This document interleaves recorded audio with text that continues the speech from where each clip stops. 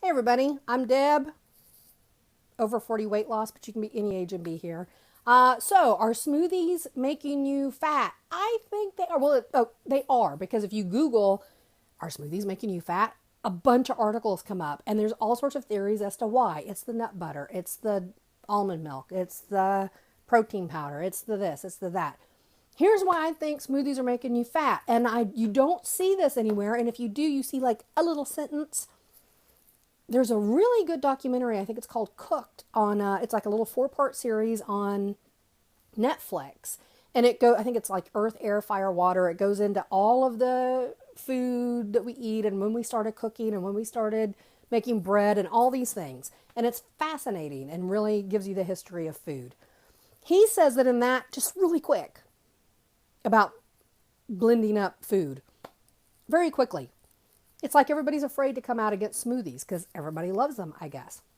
Now, I'm going to put a video in the description box that goes into how food gets broken down in your body. It has a neat little animation. I didn't make it. I ain't that smart. But the guy who did it did, and he knows what he's talking about. You can tell that when you look at his body. So, what makes a low-carb food low-carb and a high-carb food high-carb? The difference is how that gets broken down in your body. So everybody thinks fruit's magical because fruit is fruit, so that sugar doesn't count. Yes, it does count. It counts. It's a sugar. The way fruit gets a kind of a free pass is because it has a lot of fiber. So when it gets into your stomach, it takes longer to break down. So if you drink chocolate milk with sugar in it, that's going to get into your bloodstream really fast. But if you eat a banana, or not really a low-carb fruit, but hey, I eat them sometimes, or strawberries or something like that, that's got a lot of fiber. So it's still sugar, but because it takes your stomach a while to break that down and get through the fiber and get to that sugar and put it in the bloodstream, it doesn't cause the same amount of insulin spike, okay? So it's a lower glycemic food. It's going to make your insulin just bump just a little bit because it has the fiber. Now, what happens if you put that in a blender and pulverize the shit out of it? Aren't you doing some of that, your stomach's job?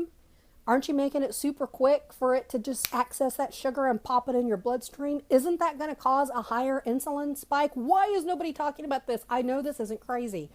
So I think that's why people are doing smoothies and people are gaining weight, which is clear if you do a Google search. Everybody's talking about it. So clearly people are gaining weight when they're drinking smoothies. Some people, right? So what about the plant-based? I just do kale. I just do spinach. That hurts my heart that people put vegetables in a blender, kale, and drink it like make a salad with, anyway, the same thing would apply. You're still pulverizing the fiber out of it. And plants do have carbs, obviously not as much as fruit does. And they don't have the sugars. Maybe they do. I don't know.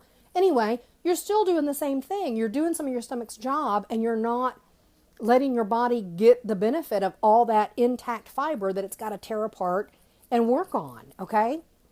So that's why I think smoothies are making people fat. If you want to have fruit for breakfast, eat some fruit for breakfast, like the way it was made to eat. There's no sense to put it in a blender and pulverize it and all that stuff.